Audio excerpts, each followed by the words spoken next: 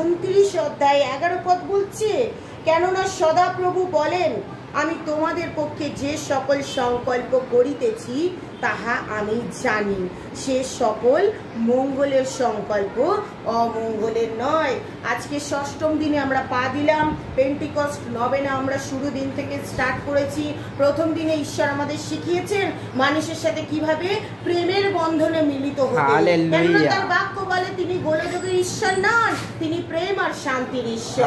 তাই প্রথম দিন শিখেছি প্রেমের বাক্য, নেক্সট দিন শিখেছি আনন্দের বাক্য, তারপরের দিন থার্ড দিনে আমরা শিখেছি শান্তির বাক্য, ফোর্থ দিনে শিখলাম মাধুর্যের বাক্য, ফিফথ দিনে শিখলাম আমরা কি দীর্ঘ সহিষ্ণুতা, দীর্ঘ সহিষ্ণুতা ফোর্থ দিনে, আমরা ফিফথ দিনে শিখলাম মাধুর্য, এবং আজকে ষষ্ঠ দিন, সিক্স দিন ডে, আজকে আমরা কি করছি, আমরা মঙ্গল ভাগ। ঈশ্বরের বাক্য আমাদেরকে বলছে যে তিনি যে আমাদের জন্য সংকল্প করেছেন সেটা মঙ্গলের জন্য, অমঙ্গলের জন্য না। কেননা তিনি বলছেন, আমি নিজের হাতে করে তোমাদেরকে সৃষ্টি করেছি, তোমরা আমার হাতের গড়া মূর্তি। তাই ঈশ্বর আমাদেরকে তার বাক্যে বোঝাচ্ছে তিনি আমাদের জন্য যা পরিকল্পনা করে রেখেছেন সেটা কি মঙ্গলের জন্য করে রেখেছেন। কখনো কোনো পিতাকে আমরা দেখেছি যে তার সন্তানের খারাপ চায়? কখনো চায় না। ঠিক সেইভাবেই এটা আমাদের জগতের পিতা, কিন্তু আমাদের স্বয়ং প্রভু যীশু খ্রিস্ট তিনি হচ্ছেন আমাদের আত্মিক পিতা, আমাদের স্বর্গীয় পিতা, যিনি তার নিজের হস্ত দ্বারা আমাদেরকে কি করেছেন, গঠন করেছেন। বলছে তুমি যখন মাতৃগর্ভ ছিলে তখন থেকে আমি তোমাকে চিনি। বলছে তুমি যখন পিণ্ডাকার অবস্থায় ছিলে তখন থেকে আমি তোমাকে চিনি। বলছে তুমি যখন ভূমিষ্ঠ হয়েছো তখনও আমি তোমাকে চিনি। তাই ঈশ্বর যখন আমার সৃষ্টিকর্তা, আমাকে বুঝে নিতে হবে যে যিনি আমার সৃষ্টিকর্তা আত্মিক পিতা তিনি কখনো চাইবেন না যে আমার কোনো অমঙ্গল হোক। তাই তো তিনি আমাদের মঙ্গল চেয়েছেন বলে বারবার বারবার আদি থেকে যদি আমরা দেখি তিনি তার ভবিষ্যদ্বক্তাদেরকে আমাদের জীবনে প্রেরণ করেছেন, ইসরায়েল জাতির জন্য প্রেরণ করেছেন। সেই ইসরায়েল জাতি কি শুধু ইসরায়েলে আছে না, তিনি আমাদের মতন মানুষের জন্য তাদেরকে প্রেরণ করেছেন যেন আমরা ভালোর পথে মঙ্গলের পথে এগিয়ে যেতে পারি। কেননা ঈশ্বরের বাক্য বলছে যে আমরা ভয় করি কিন্তু পাপ যেন না করি, যার বিনিময়ে তিনি আমাদেরকে বারবার কোনো না কোনো কারণবশত তার সন্তানদেরকে প্রেরণ করে কি করেছেন, আমাদেরকে সঠিক পথ দেখানোর চেষ্টা করেছেন যাতে আমরা সেই পথে গেলে আমাদের মঙ্গল হয়। আজ সাপোজ আমি একটা কথা বলছি উদাহরণ দিয়ে, যে আমরা যদি আজকে দেখছি আমাদের ডান দিকে অন্ধকার পথ আছে, আমাদের বাঁ দিকে আলোর পথ আছে, আমাদের পিতামাতা আমাদেরকে বলছে যে তুমি বাঁ দিকের পথ দিয়ে যাও, কিন্তু আমরা জানি আমাদের ডান দিকের পথ দিয়ে গেলে শর্টকাট হয়ে আমরা তাড়াতাড়ি আমাদের গন্তব্য জায়গায় গিয়ে পৌঁছতে পারবো, আমরা কর্মক্ষেত্রে পৌঁছতে পারবো। তো আমাদের পিতামাতা কি তারা জানেন আমার সন্তানের দেরি হোক কিন্তু আমার সন্তান যেন সেই আলোর রাস্তা দিয়ে গিয়ে পৌঁছতে পারুক আর যেন সুস্থভাবে পৌঁছতে পারুক। কেননা তাহারা প্রতিনিয়ত আমাদের কি করেন, মঙ্গল চান, তারা আমাদের ক্ষতি চান না। তাই ঈশ্বরের বাক্য এখানটাই বলছে যে তিনি যা পরিকল্পনা করে রেখেছেন, সংকল্প করে রেখেছেন সেটা মঙ্গলের জন্য, অমঙ্গলের জন্য না। তাই আমরা নিজেদের দোষের জন্য আমরা সেই অন্ধকার পথকে বেছে নিই, আর সেই অন্ধকার পথ হচ্ছে কি দিয়াবলের পথ।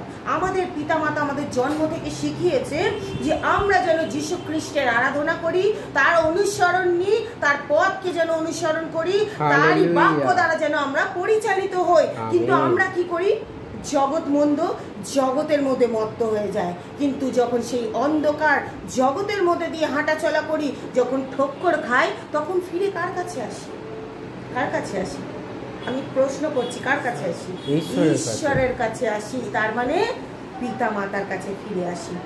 বাবা মা আমাদের ভুল হয়েছে, তোমাদের দেখানো পথ আমাদের অনুসরণ করা উচিত ছিল। আজ আমরা অমঙ্গলের পথ ধরেছি বলে, অন্ধকারের পথ ধরেছি বলে, তোমাদের নিষেধাজ্ঞা মানিনি বলে আজকে আমরা ঠক্কর খেয়েছি, বড় বড় মুসিবতকে আমরা জীবনে নিয়ে এসেছি। আমরা অনেক মদ্যপান করেছি, অনেক বাজে বাজে বন্ধুদের সাথে মিশেছি, তারা আমাদেরকে বিপদগামী করেছে। কিন্তু যদি তোমার কথা শুনতাম প্রভু, তাহলে এতদিনে আমরা বড় বড় প্রচারকে দাঁড়িয়ে দিতাম, এতদিন আমাদের মঙ্গল হতো, আমরা দিক দিগান্তে যীশু খ্রিস্টের নামকে প্রচার করতাম। ঈশ্বরের বাক্য বলছে আমি কি কাজ করেছি তার থেকে মহৎ মহৎ কাজ আমি তোমাদেরকে দিয়ে করাবো। আর যদি আমরা ভালোর পথে চলতাম, মঙ্গলের পথ অনুসরণ করতাম, আমাদের পিতা মাতা, আমাদের আত্মিক পিতা স্বয়ং প্রভু যীশু খ্রিস্টের কথা শুনতাম, তাহলে কি হতো? এতদিনে আমরা প্রভুর রাজ্যের জন্য আরো ঊর্ধ্বে থেকে ঊর্ধ্বে ব্যবহৃত হতাম। কিন্তু আমরা জগতের মানুষ, আমরা জগৎকে বেশি ভালোবাসি, কেননা জগৎকে শয়তান রং বেরঙে করে রেখেছে, আমাদের চোখকে রং বেরঙে করে রেখেছে। আমরা ফ্যাকাশে সাজকে পছন্দ করি না, কিন্তু আমরা মনে করি লিপস্টিক লাগিয়ে একটু নিত্য নতুন পোশাক পরে যদি কাউকে প্রলোভিত করা যায় তাহলে হয়তো আমার বেশি প্রাউড ফিল হবে। কিন্তু আমাদের প্রাউড ফিল আমাদের যিশুতে, আমাদের এই পশনে করা উচিত, কেননা ঈশ্বরের বাক্য বলছে তিনি আমাদের জন্য যা কিছু পরিকল্পনা করেন তা মঙ্গলের জন্য করেন, অমঙ্গলের জন্য না। বলছি তোমাদের শেষ ফল আশা সিদ্ধি দিবার সংকল্প। আজকে প্রভুর পথ ধরেছি, কাল কি বিশ্বাস প্রভু আসবেন, তার দ্বিতীয় আগমন হবে আর আমাদেরকে হাত ধরে তুলে নিয়ে যাবেন, আমরা মৃত্যু দেখব না। বলছে তিনি যা পরিকল্পনা করে রেখেছেন সেটা আশা সিদ্ধি হোক। আশা, আমাদের কোনো ব্যক্তির উপরে যদি আশা থাকতে পারে, কোনো কর্মের উপরে যদি আশা থাকতে পারে, আমাদের মান্থলি স্যালারির উপরে যদি আমাদের আশা থাকতে পারে যে ওই মান্থলি স্যালারি আসলে আমার সংসার পরিপূর্ণ হয়ে যাবে, তাহলে কেন আমাদের ঈশ্বরের বাক্যের উপরে আশা থাকতে পারে না? ঈশ্বরের বাক্য বলছে মনুষ্য কেবল রুটিতে নয় কিন্তু ঈশ্বরের মুখ নির্গত প্রত্যেকটি বাক্যেতে বাঁচবে। কেন আমরা মাসের শেষে স্যালারির আশা করি? কেন তার শাস্ত্রের বচনকে তুলে বলি না যে প্রভু তোমার বাক্যে তুমি বলেছো মতিলিখিত সুসমাচার 7 অধ্যায় 7 পদে যাচনা করে তোমাদিগকে দেওয়া যাইবে? তাহলে কেন আমরা বাক্যকে স্মরণ করি না?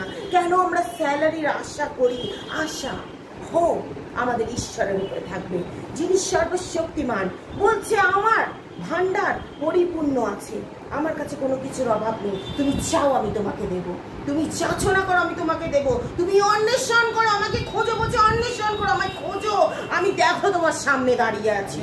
বলছে আমার দরজায় কড়া ঘাত করো, আমি তোমার জন্য স্বয়ং দাঁড়িয়ে থেকে দরজা খুলে দেবো। তিনি কোথাও বলেছেন যে আমার স্বর্গদূত দ্বারা আমি দরজা খুলে দেবো? বলেননি। তিনি বলছেন করাঘাত করো আমি দরজা খুলব। আমাদেরকে বুঝতে হবে কার কাছে চাইবো, কার উপরে আশা রাখবো। জগতের মানুষ আজ আছে কাল তারা ছেড়ে দেবে, আজ ভালোবাসছে তাদের ভালোবাসা বেইমানিতে পরিপূর্ণ হবে, কিন্তু আমাদের ঈশ্বরের প্রেম, তার ভালোবাসা, তার সংকল্প, তার পরিকল্পনা আমাদের জীবনে প্রতিনিয়ত আমাদেরকে কি করে সাকসেসের পথে নিয়ে যায়। যখন আমরা যীশু খ্রিস্টকে জানতাম না তখন আমাদের জীবনে সাকসেস ছিল কিন্তু মঙ্গল ছিল না। আজ যখন যিশুকে জেনেছি অল্প পয়সাতেও প্রভু আমাদেরকে সুখ, শান্তি, সাকসেস দিচ্ছেন। তাই ঈশ্বরের রাজ্য আমাদের কাছে ভাবতে হবে যে আমরা কিভাবে তার পরিকল্পনাকে নিজের পরিকল্পনার সঙ্গে অ্যাটাচ করব। আমাদেরকে বুঝতে হবে, আমাদেরকে আমাদের মাথাকে খাটাতে হবে। শয়তান চালাক, আমাদের দক্ষিণে দাঁড়িয়ে অনেক কথা বলে, কিন্তু আমাদেরকে ভাবতে হবে প্রভুর বাক্য বলছে তিনি আমাদেরকে কখনো ছাড়বেন না, কখনো ত্যাগ করবেন না। তিনি আমাদের হস্ত ধরে রেখেছেন, তিনি আমাদেরকে গৌরবান্বিত, মহিমান্বিত, প্রতাপান্বিত করবেন। তাই তো গীত সঙ্গীতে 91 বলছে তোমার কোনো হানি হবে না, তুমি যুব সিংহ নাককে কি করবে? পদতলে দলিত করবে। বলছে সে আমাকে ডেকেছে তাই আমি তাকে উত্তর দেব। আমি সংকটে তার কি করব? সঙ্গে থাকবো, আমি তাহাকে উদ্ধার করবো, আমি দীর্ঘ আয়ু দিয়ে তাহাকে কি করবো? তৃপ্ত করবো। তাই আমাদেরকে বুঝে নিতে হবে আমাদের মঙ্গল কোথায়। আমরা জগৎকে না দেখি, আমাদের যীশু খ্রিস্ট এত সহজভাবে আমাদেরকে এই পুস্তক দিয়েছে, তোমরা এই পুস্তক পড়ো, পুস্তক রূপী তোমরা চলো, আমি তোমাদের জন্য কি পরিকল্পনা করে রেখেছি আগাম তোমরা এটা করে জানতে পারবে, সেটা মঙ্গলের সেটা অমঙ্গলের নয়। তাই তো এখানে ঈশ্বরের বাক্য বলছে যে আর তোমরা আমাকে আহ্বান করিবে এবং গিয়ে আমার কাছে প্রার্থনা করিবে আর আমি তোমাদের কথায় কি করবেন? তিনি কর্ণপাত করবেন। অনেকের কাছে আমি শুনি ঘরে বসে প্রার্থনা করলেই যিশু শুনবে, চার্চে গিয়ে প্রার্থনা করলেই যিশু শুনবে, মিনিস্ট্রি থেকে প্রার্থনা করলে যিশু শুনবে? যিশু বলছে যে কোনো জায়গায় তুমি আমাকে ডাকো না কেন, আমি তোমার প্রার্থনা শুনবো, কেননা তিনি শ্রবণকারী ঈশ্বর। জোনা বলছে, প্রভু যদি পাতালে গিয়ে শয্যাপাতি সেখানেও তুমি, তাহলে আমরা প্রভুর চক্ষু থেকে কোথায় পালাবো? ঈশ্বর বলছে তার বাক্যে, বলছে আর তোমরা আমাকে ডাকবে, আমি তোমাদের ডাকে সাড়া দেব। বলছে তোমরা গিয়ে আমার কাছে প্রার্থনা করবে, আমি তোমাদের প্রার্থনা কি করবেন? উত্তর দেবেন। শুধু কি একটা প্রার্থনা, প্রভু আমার স্বামীকে কাজের দ্বার খোলো? না, বলছে যে কোনো জিনিস চাও, যা খুশি চাও, আমি তাই তোমাকে দেবো। আমার গাড়ির দরকার গাড়ি দেবে, আমার বাড়ির দরকার বাড়ি দেবে, আমার টাকা পয়সার দরকার, ঈশ্বর আমাকে টাকা পয়সা দেবে, আমার চাকরির দরকার, প্রভু আমাকে চাকরি দেবে। যে কোনো জিনিস আমরা যদি চাই, ঈশ্বর বলছেন তিনি আমাদেরকে দেবেন, কেননা তার পরিকল্পনা আমাদের জন্য মঙ্গলের। কিন্তু কখন এই মঙ্গল আমাদের জীবনে নেমে আসবে? যখন আমরা তার পথে থাকবো। আমি যদি বাইরে জাগতিকে মিশে থাকি, তার পরিকল্পনা কি আমার জীবনের সঙ্গে ম্যাচ করবে? আমার ইচ্ছা আছে আমি রঙ্গরসে মত্ত হব, কিন্তু আমার প্রভু বলছে যে তিনি ঘৃণা করেন ব্যভিচার, তিনি পছন্দ করেন না। তাই আমাকে বুঝতে হবে আমার প্রভুর পরিকল্পনার সঙ্গে আমাকে চলতে হবে, কেননা আমরা যা পরিকল্পনা করি তা সারা জীবন ভুল পথেই আমাদেরকে নিয়ে যায়, কিন্তু ঈশ্বরের পরিকল্পনা আমাদেরকে সঠিক, সৎ এবং উন্নতির পথে নিয়ে যায়। তাই যদি এখানে ঈশ্বরের বাক্য আমরা দেখি, রোমিও তার 8 অধ্যায় বলছে, রোমিও তার 8 অধ্যায় 28 পদে বলছে, আর আমি জানি যাহারা ঈশ্বরকে প্রেম করে, যাহারা তাহার সংকল্প অনুসারে আহুত, তাহাদের পক্ষে সকলই মঙ্গলার্থে একসঙ্গে কাজ করছে। এক্ষুনি জিরোমিওর বাক্যে কি পড়লাম? ঈশ্বরের সংকল্প মঙ্গলের জন্য। এখানে রোমিও তার বাক্যে বলছে যে আর আমি জানি যাহারা ঈশ্বরকে প্রেম করে, যাহারা তার সংকল্প অনুসারে আহুত, বলছে তাহাদের পক্ষে সকলেই মঙ্গলার্থে একসাথে কাজ করছে। প্রভু আদি থেকে প্রকাশিত বাক্য পর্যন্ত তিনি চান আমাদের মঙ্গলই হোক, যেন একটা আত্মাও বিনষ্ট না হোক, প্রত্যেকে অনন্ত জীবন পান। তাই যীশু খ্রিস্টের বাক্য বলছে, রোমিও তার 8 অধ্যায় 28 পদে বলছে, যারা যীশু খ্রিস্টকে প্রেম করে, বলছে তাদের জন্য মঙ্গলার্থে সব কিছু একসাথে কাজ করছে। আজকে যদি আমি জগতের মানুষকে প্রেম করি, সে আজ না হোক কাল আমাকে আমার সাথে বেইমানি করে চলে যাবে, কিন্তু যদি যীশু খ্রিস্টকে প্রেম করি, তার প্রেম কি করছে?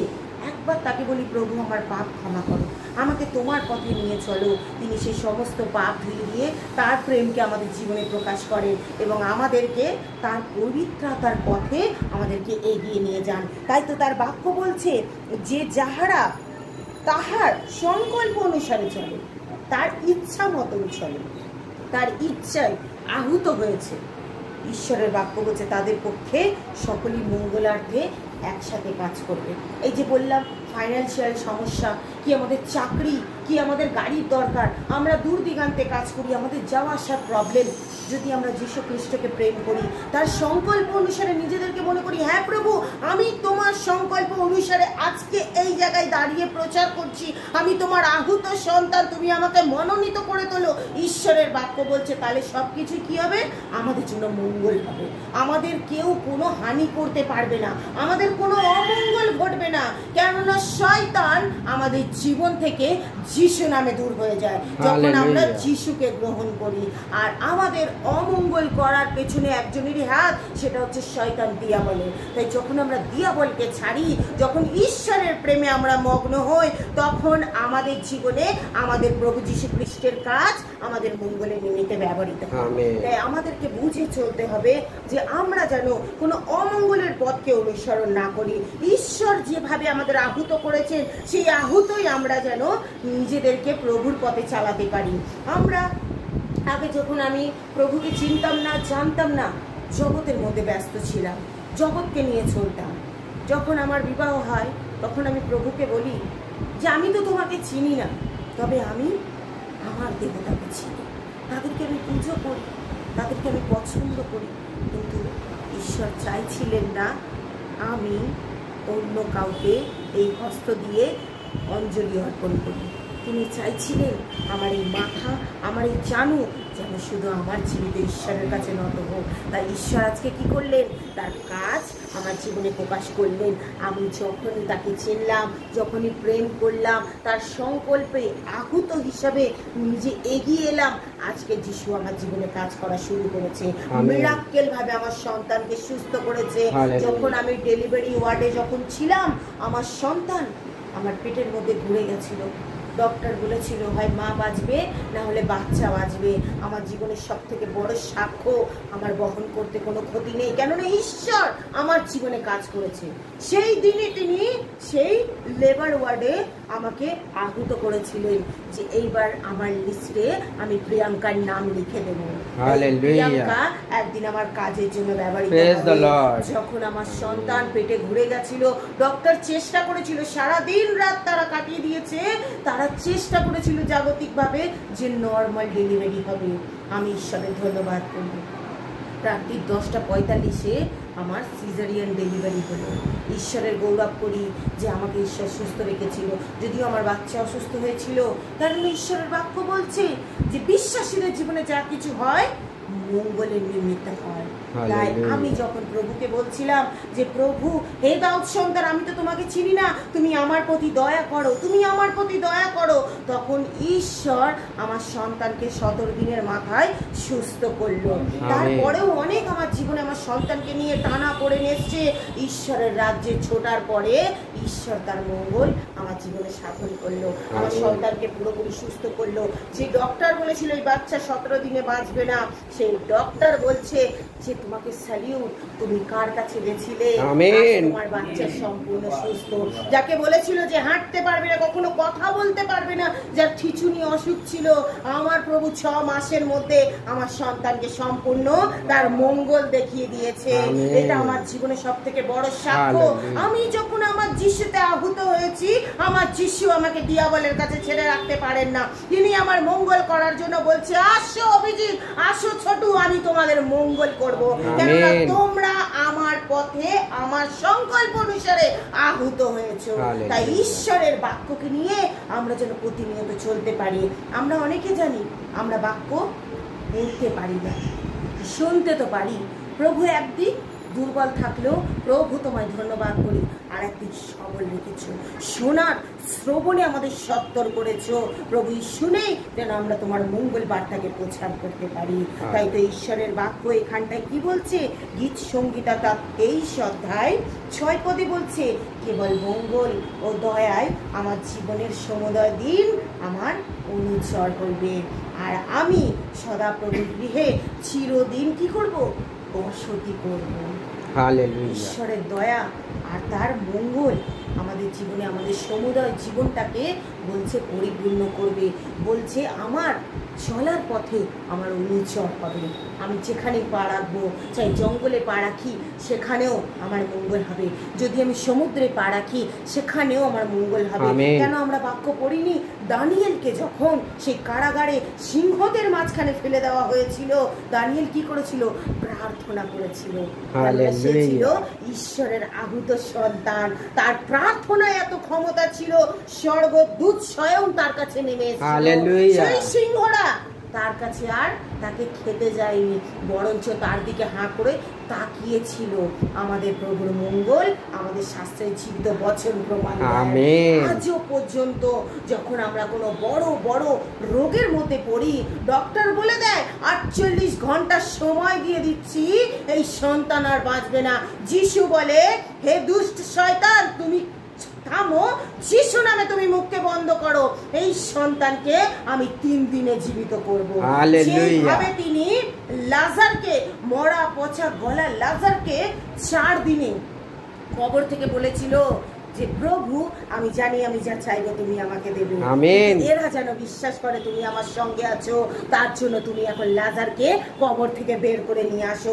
এক ডাকে কবর থেকে লাজার ব্যান্ডেজ সমেত বেরিয়ে এসেছিল। ঈশ্বরের গৌরব করি।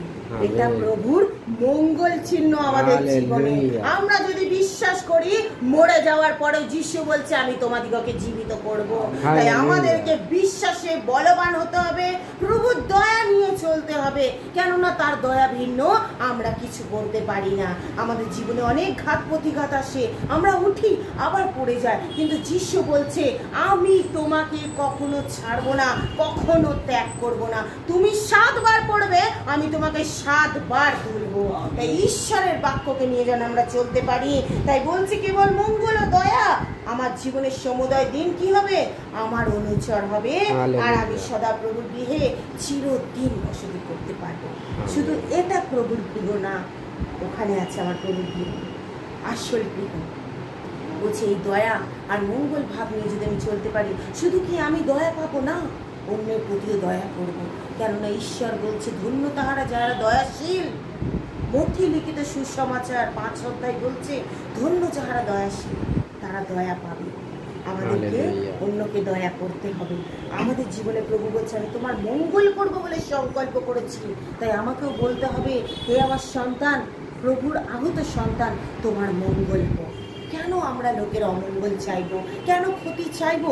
ঈশ্বরের বাক্য বলছে, আমরা যদি বাক্য ঘেটে পড়ি দেখতে পাবো ঈশ্বরের বাক্য সেখানে বলছে আমি ভালো মন্দ প্রত্যেকের উপরে সূর্য উদিত করি আর বৃষ্টি বর্ষায়। তাহলে তুমি কেন বিচার করতে যাচ্ছ? তুমি কেন তার অমঙ্গল ক্ষতি চাইছো?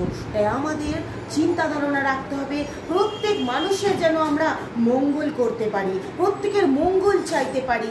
যদি আমরা অন্যের অমঙ্গল চাই, ঈশ্বর বলছে আমি তার অমঙ্গল করব। তাই আমাদেরকে বুঝতে হবে আমরা বিশ্বাসী, আমরা যেন প্রত্যেকের মঙ্গল করতে পারি। আমরা যেন বুঝতে পারি আজকের এই বাক্য যেন প্রভুকে গিয়ে বলতে পারি প্রভু তোমার এই মঙ্গল ভাবের বরদান আমাদের জীবনে নামিয়ে আনো, যেন সমুদয় দিন আমরা যেন মানুষের মঙ্গল করতে পারি। যতই মানুষ আমাদেরকে যে যাই বলুক না কেন, আমরা বলতে পারি যে তোমার মঙ্গল হোক, তোমার ভালো হোক, প্রভু তোমাকে আহুত করুক তার মঙ্গল এবং দয়া হোক। তাই ঈশ্বর আপন বাক্যে আশীর্বাদ।